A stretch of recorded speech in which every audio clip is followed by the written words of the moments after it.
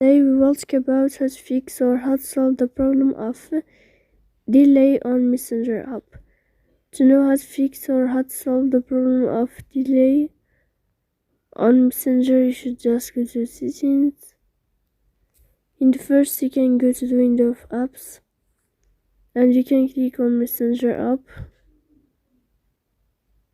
Then you can click on first stop and you can click OK.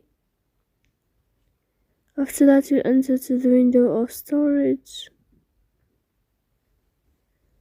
Then you can click clear cache. Don't click clear data because that can delete your account. So please don't forget to support us by like and then subscribe.